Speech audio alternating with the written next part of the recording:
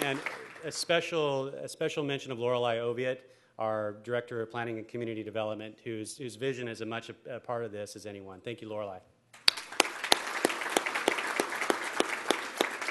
We're ahead of schedule on meeting that goal. In 2011, we approved an additional 1,333 megawatts of wind-generated electricity and 1,570 megawatts of solar photovoltaic electricity. With our very productive 2011, Kern County has now approved 7,000 megawatts of solar and wind projects throughout the county, with 3,900 megawatts now online. For renewable energy, 2012 will be a year of building as these approved projects move into the permitting phase and begin construction during the summer and into next year. And we have another video.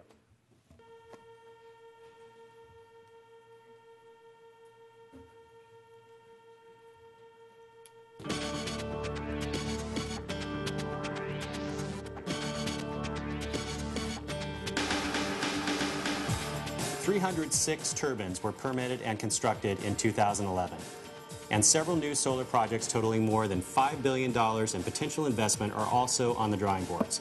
The largest of these, Maricopa Sun, would place 1,000 megawatts online upon its completion. Maricopa Sun is going through the final stages of environmental permitting, and we hope it will begin construction this summer.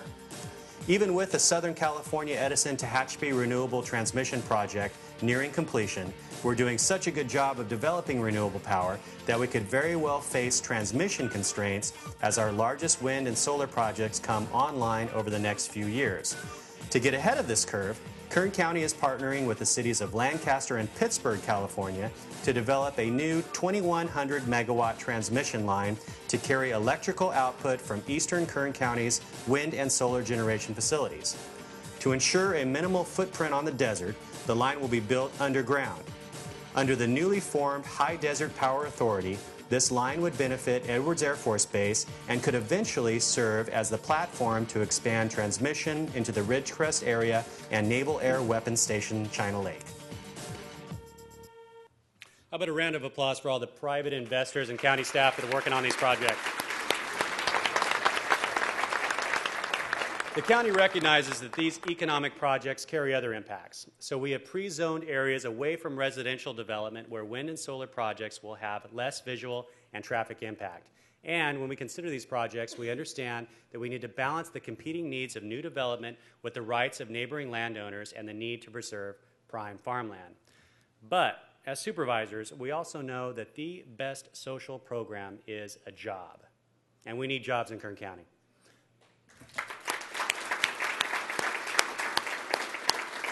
As a matter of fact, the close of 2011 brought some welcome news on the job front. Bakersfield ranked 4th nationally among cities in the rate of new jobs created from November 2010 to October 2011. Bakersfield saw an increase of 6,613 jobs over the past year, up almost 5%.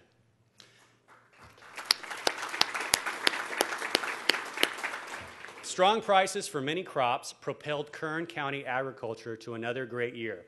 We kept our spot as the 3rd-ranking farm county in the nation and improved on our 2010 crop value of more than $4.7 billion.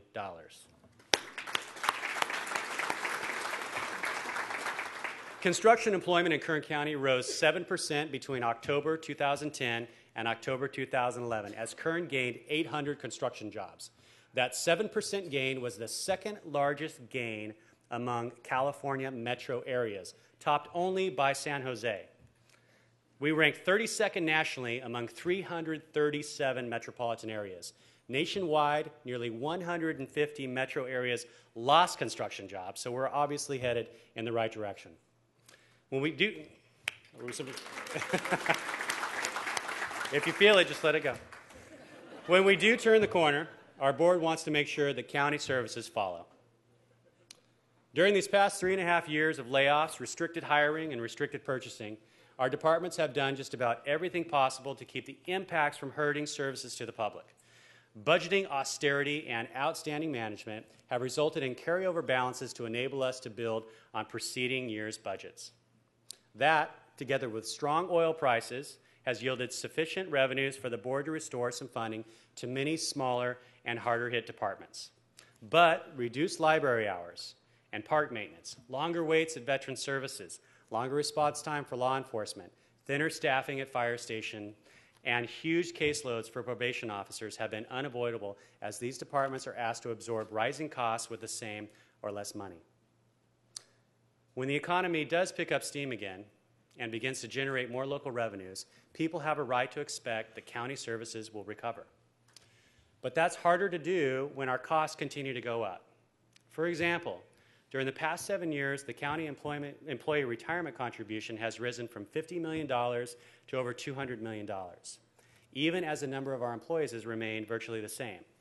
The county did put in a lower cost pension plan for our new general class employees about 5 years ago, but we must also make other structural changes in benefits that will control our rising health and retirement benefits costs. Through collective bargaining, we've asked our employees who don't contribute towards their retirement or health insurance to start doing so, and we're negotiating to eliminate the expensive 3% at 50 benefit for our public safety employees. And of course, no employee welcomes these changes, but we have to control benefit costs so that taxpayer dollars can go towards paying for actual services to the public. And as things stand, there are daunting fiscal challenges in 2012. We've relied on 2 substantial federal grants to avoid massive layoffs in our fire and sheriff ranks during the past 2 years. The fire grant terminates on June 30th, and the sheriff grant ends in 2013. So we're going to need to figure out how to plug these gaps when that money is gone. The task of keeping our own fiscal house upright is made even more difficult, as always, by the state's habit of palming its budget problems off onto local government.